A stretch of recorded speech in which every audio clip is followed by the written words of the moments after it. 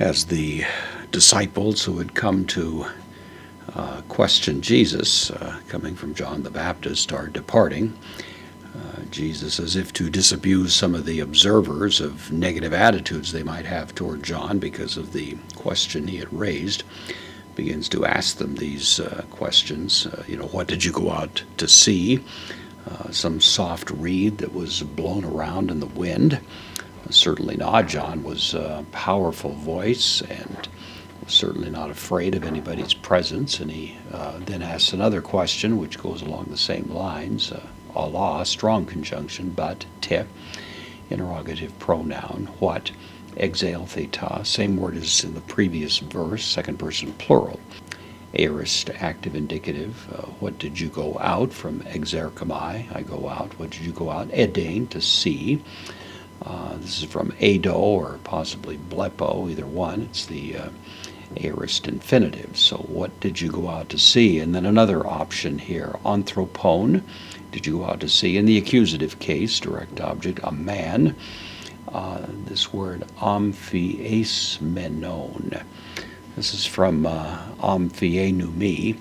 Means to be clothed. It's not used often, about 4 times in the New Testament. It usually is associated with being clothed very nicely. And the idea is accentuated here in malakois, from malakos. Means soft or even effeminate is the idea. So did you see a man? This word means to be clothed.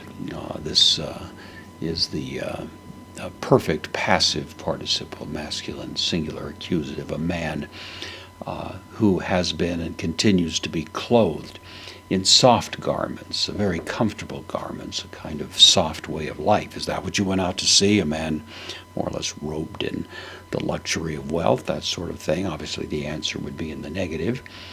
And then he adds this interesting comment, do. Particle, it means behold, and then foruntes, the wearing. This is a more common word for wearing. Foreo means to wear. It can also mean to bear something.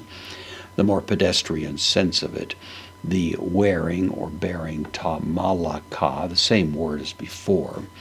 In this case, it's the accusative plural, the soft things, the wearing soft things one.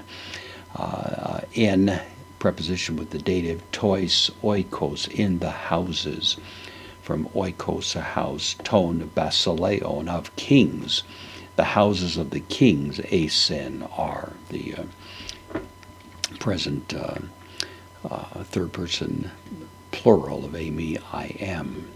So John the Baptist certainly wasn't living in the lap of luxury as people with great wealth or royal power might. And Jesus being a little sarcastic here, and some have thought maybe he was actually communicating his own bit of an insult to Herod, who had imprisoned John. That's pure speculation, but it could be the case. But in any event, he's driving home the point that John the Baptist didn't fit any of those descriptions. He was a man who was rough around the edges and lived in a rough way of life and had a strong and powerful, courageous message.